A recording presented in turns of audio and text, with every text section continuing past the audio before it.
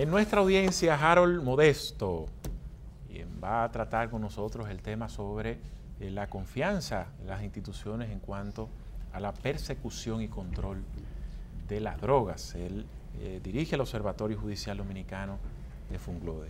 Un honor tenerte en nuestro espacio. Gracias, Julio y Elvin, por abrirnos las puertas. Así es, Harold. Al observatorio. Primera vez aquí, que ya es una gran cosa. Sí, Vamos a disfrutar, Harold, antes de iniciar la conversación, de un brindis del mejor café del mundo, el Café Santo Domingo. Café Santo Domingo. Claro que sí. Que empieza en el aroma. Bueno, de entrada expresábamos 3 pausas, Harold, gracias al Bastani por este café, que hablar de confianza para la sociedad dominicana en cuanto a la persecución y control de drogas es como algo extraño, porque la gente entiende y según los casos que se ven, existe mucha desconfianza. Claro, es así. Sí. Es así. Cuéntanos. Bueno, muchas gracias de nuevo a ustedes por darnos la oportunidad de venir a compartir algunas impresiones o algunas inquietudes del Observatorio Judicial Dominicano, que evidentemente, como un observatorio judicial, una parte importante de aquello con lo que trabaja son las confianzas en las instituciones públicas. Como ustedes saben, en el ámbito de las drogas, República Dominicana, como muchos otros países de la región, enfoca sus políticas contra las drogas en la represión del ilícito de las drogas. Y evidentemente hay instituciones encargadas de esa represión, de ese combate al que se le puede llamar combate de las drogas. Al final uno observa que las instituciones son su gente y efectivamente para una institución que tiene la función de combatir este flagelo, evidentemente tiene que generar confianza en aquellas personas que han cedido una parte de su libertad para que estas instituciones actúen efectivamente. Cuando la ciudadanía se encuentra entonces con situaciones que no son las más decorosas en estas instituciones, quizás solo está viendo a la gente actuando, pero estamos hablando de todo un sistema que está articulado y vinculado, en el que las consecuencias para el país son muchísimo más graves cuando no se tiene esta confianza. Porque amén, a la hora de pensar en realidad lo que está pasando, ya es mucho lo que ha trabajado las personas, la idea de cómo pueden ser las cosas a partir de su punto de vista, a partir de su óptica, como para saber o concluir que todo anda muy mal. Y República Dominicana en particular, cada vez que surge cualquier idea denominada crisis en el país, tiende a recibir un espacio importante para los ecos.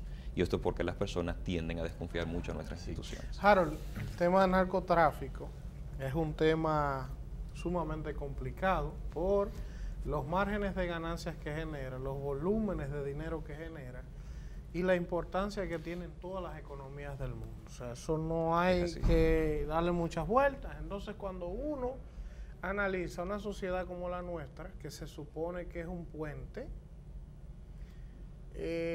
pero con muchas debilidades institucionales en todos los ámbitos, ¿cómo puede uno confiar en que el tema del narcotráfico en realidad está avanzando cuando vemos casos como el de los famosos pilotos franceses? Fueron atrapados infraganti y por estilo de arte de magia vinieron en una lancha rápida, se lo llevaron y están libres en Francia. No hubo forma de traerlos. Y por ahí te cito casos y casos y casos en el que narcotraficantes son agarrados y son absueltos por la justicia. Luego encontramos que el Ministerio Público acusa a los jueces dicen que los ministerios públicos no instrumentan bien el caso. ¿En qué situación estamos? ¿Hemos avanzado o estamos estáticos o hemos retrocedido con relación a los últimos 10 o 20 años? Pensando en los últimos 20 años, ustedes saben que la ley 5088 es la ley que regula todo lo relativo al tráfico de drogas en República Dominicana y algunos controles, no solo el tráfico de drogas o sustancias controladas. Sin embargo, ya esta ley tiene más de 20 años, tiene casi mi edad la ley. Y esta ley surge en un contexto muy particular de la declaratoria por los Estados Unidos de la guerra contra las drogas. Guerra que ya hay suficiente evidencia empírica para decir que de alguna forma ha fracasado de la forma en la que se concibió. Y no basta con pensar en una sociedad como la nuestra que combatir el narcotráfico es operativos, es arrestos, es decomisos, porque los volúmenes no nos hacen percibir que las cosas cambian. Al final todo esto pasa a ser como una especie de distintos capítulos de una novela. Tenemos una autoridad que es una autoridad inmediata, que es la que reprime a través del monopolio legítimo de la violencia del Estado esas actividades. Sin embargo, esta autoridad es probablemente la que pasa menos tiempo con los casos de drogas. Digamos, por ejemplo, en el ámbito del microtráfico, el DICAN, la Dirección Central Antinarcóticos de la Policía. Y en el ámbito más extenso del narcotráfico, la Dirección Nacional de Control de Drogas. Todas las funciones que desarrollan, todo lo que hacen, al final tiene que ser filtrado en un aparato bastante complejo que tiene también sus problemas y sus deficiencias y sus debilidades. Sin embargo, noten que el lente de los medios de comunicación y de la sociedad se enfoca en los casos grandes, y estos casos nos pueden estar hablando de una parte de la realidad, pero cada uno de estos casos, como mencionas el de los franceses, cuenta su historia y dice cómo ocurrieron las cosas en realidad. El caso de los franceses no fue de una absolución, fue de una condena en el que fallaron los mecanismos del Estado para mantener a los franceses aquí. Entonces se fugaron.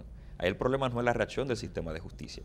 Y ahí entonces tenemos toda esa información dando vueltas y los actores terminan no poniéndose de acuerdo, porque frente a datos tan importantes de éxito, hay otros actores que nos dicen que ese éxito es relativo.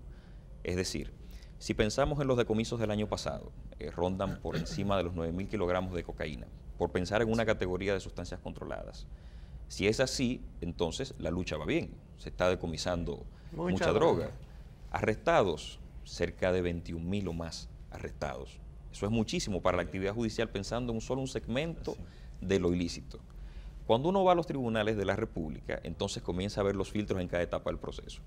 Y en la fase preparatoria, que es la primera fase del proceso, en debilidad de investigación, queda una parte de todo eso que se decomisó y de todos esos arrestados, por errores humanos. Sí. En la fase intermedia, que es la fase en la que se define, se hace el filtro de las pruebas, exactamente, la legalidad de las pruebas se controla para decidir si la persona va a juicio o no. Entonces ahí regularmente se queda un porcentaje altísimo, casi la mitad de los casos. Ajá. Y en el juicio entonces vamos a discutir aquellas pruebas que pudieron superar ese filtro, donde usted ni yo tenemos la razón. La vamos a encontrar y alguien va a decir sobre esa razón. Entonces, o sea que partiendo de eso, son muy pocos al final los que terminan siendo condenados. Termina siendo muy poco. Y no debe ser la óptica del Estado moverla a entender que las condenas van a ser el mejor indicador a la lucha contra las drogas. Claro que no. De todas maneras habrá que comenzar a reinventarse. El Estado tiene que reinventarse y el Poder Judicial ofrece suficiente información para arrojar luz a cómo debe ser, por lo menos cambiar las cosas que tenemos ahí, a la luz de los ojos. A través de este observatorio se ha determinado si los dominicanos han aumentado la cantidad del consumo de drogas y cómo esta incide en los niveles de crímenes organizados que vemos a diario. No. Todavía no hay una evidencia empírica, fruto esencialmente de la dificultad que tenemos para la obtención de la información, que obliga al observatorio a utilizar distintas disciplinas para acercarse a una aproximación de la realidad de lo que pasa. O sea, no hay estadísticas. Sí, las hay. El tema es, en las estadísticas, es que las estadísticas son del diseño de aquellos que están en cada uno de los segmentos de diferencias que usted mencionaba hace un momento. Los jueces, los ministerios públicos y la policía o la Dirección Nacional de Control de Drogas. Y se pueden estar contradiciendo. Entonces yo tendría tres segmentos: una criminalidad real que no me voy a dar cuenta porque es todo lo que ocurre aunque no se detecte, una criminalidad aparente y una criminalidad jurídica que es la que llega a los tribunales. Entonces en ese segmento ha sido muy difícil tradicionalmente por la forma en la que se construyen los datos en República Dominicana para el observatorio lograrlo. Además, algo que se suma por lo que planteabas del consumo, y es que el proyecto quizás más importante que tiene el país para enfocar el problema de las drogas de manera terapéutica lo tiene el 7º Juzgado de la Instrucción. Si sumamos a eso que el Poder Judicial no ha obtenido desde el 2004 el presupuesto que le corresponde, entonces se le agrega a ese proyecto la deficiencia presupuestaria, más el hecho de que no tiene una dirección presupuestaria para esos fines. Bueno, diferentes teorías de algunos países justifican la legalización de las drogas. Algunos lo basan en un tema incluso hasta religioso, como el caso de Jamaica. Tenemos también Uruguay, en donde el Estado asume el control de ellas como forma también de lucrarse. Hay otras teorías que dicen que legalizando las drogas, eso pues haría que su valor se desprecie en el mercado y así también lo mismo con los índices de crímenes. En este caso, ¿qué te opinas con relación a las posibilidades o no de legalizar las drogas? Esa es una hipótesis, son todas hipótesis interesantes a la hora de considerar qué posibles salidas tenemos. Ahora, el caso dominicano, porque en las ciencias sociales no hacemos futurología, no sabemos si el resultado de algo como la legalización de las drogas, sin estar de acuerdo, porque no sería la orientación que le daría a la cuestión, sin estar de acuerdo, puede generar una disminución de ciertos problemas. Yo de todas formas, ya a título de lo que vengo viendo, noto unas ausencias del Estado que no van a resolver el problema si el Estado está ausente, aún estén legalizadas las drogas, porque se van a dar otros problemas de salud pública y el Estado va a acumular esos problemas con la deficiencia que tiene el sistema de salud, los problemas de la seguridad social, etcétera, etcétera. Y al final de la jornada no es una cuestión que podemos ver de forma lineal, sino de forma holística, tratando de rescatar todas estas aristas y colocarlas a disposición de una toma de decisiones de políticas públicas adecuadas. Yo no creo que aquí podamos pensar tan en frío el tema de la legalización de las drogas. Harold, y partiendo de lo que hablábamos hace un rato y de esta respuesta que acabas de dar, el tema de las drogas acarrea otro tipo de cosas, como delincuencia, como hemos hablado aquí, pero también hay algo que no hemos tocado, que es el lavado de activos. Correcto. Muchas empresas, muchísimas empresas, quizás más de las que uno se imagina, de alguna manera tienen vínculos con el narcotráfico y se prestan a lavar dinero. En el país hay una legislación relativamente interesante que está buscando perseguir esto, criminalizarlo de manera fuerte, pero ¿qué vamos a hacer cuando sabemos que mucha de la economía del mundo está sustentada en el narcotráfico? Ya planteabas que no crees que el tema de legalizarla sea una opción, por lo menos en la realidad nuestra. Entonces, ¿qué hacer? ¿Qué hacer? ¿Qué cosas tú entiendes que debemos hacer para por lo menos paliar? Porque en otros países no han podido con mucho más poder económico que nosotros, pero al menos que nosotros sigamos siendo más un puente que la droga que se queda aquí, diría yo. ¿Qué hacer? Yo empezaría por la confianza de las instituciones, que es nuestro tema. Una forma interesante de trabajarla es cambiar este esquema de logros de las instituciones, que provoca en la sociedad prácticamente un sentido de desinterés. O sea, en realidad al ciudadano común y corriente le pregunta ¿qué tanto te importa que la Dirección Nacional de Control de Drogas o el DICAN decomise X cantidad de drogas y sigues viendo los problemas en tu universo inmediato? Perdón que te interrumpa, hace unos años el jefe del DICAN condenado. Correcto. La gente en los barrios dice, la decomisan, di que la queman, la gente no cree eso. No cree. Entonces, ¿qué hacer? Y mucho más entonces con todo esto de las redes sociales, que colocan ante la gente que no tenía acceso a esa información una información valiosa. Es como también ocurren las cosas. No es esto algo que pueda decirnos que esa es la realidad absoluta, ni mucho menos. Pero sí nos dice que es parte de la realidad y hay que prestarle atención.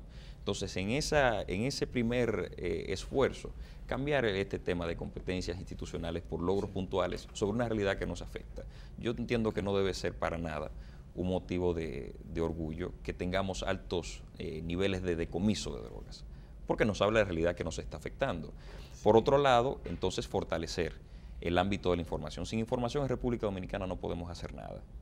No tenemos información. Si ustedes revisan, por ejemplo, las estadísticas que ofrece el Sistema Nacional de Estadísticas de la República Dominicana, no cuenta con el apoyo suficiente como para lograr hacerse cargo de una parte de la realidad.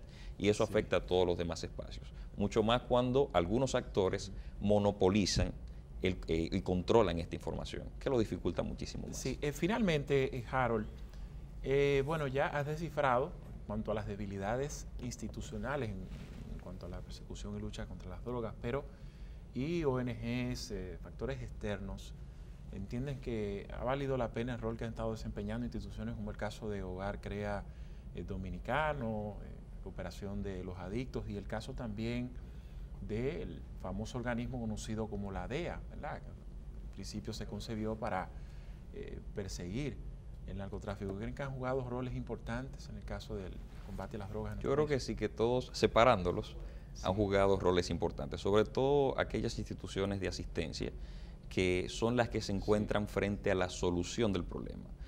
No hay demanda, entonces puede que eso afecte en la oferta. La oferta puede ser importante, pero si no encuentra una demanda, entonces el mercado no se estructura.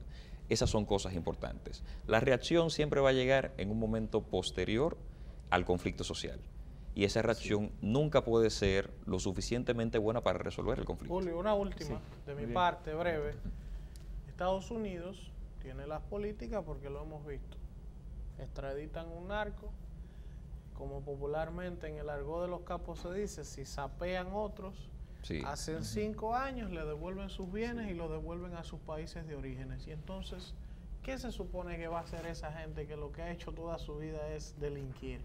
¿Qué hacemos nosotros con esas políticas? Esa es una revisión que tiene que hacerse todavía en nuestra sociedad, si nos queda tiempo del componente moral y ético que queda a disposición de las instituciones. Como dice el jurista Eugenio Raúl Zaffaroni, el Estado termina negociando con aquel que no es tan buen ciudadano para portarse bien, ni tan buen delincuente para quedarse callado.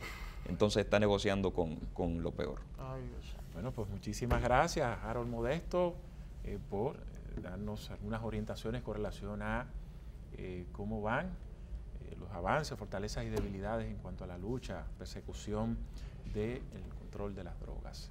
De esta forma, pues nos vamos a un contacto de publicidad y retornamos con más contenido en este Tribunal de la Tarde.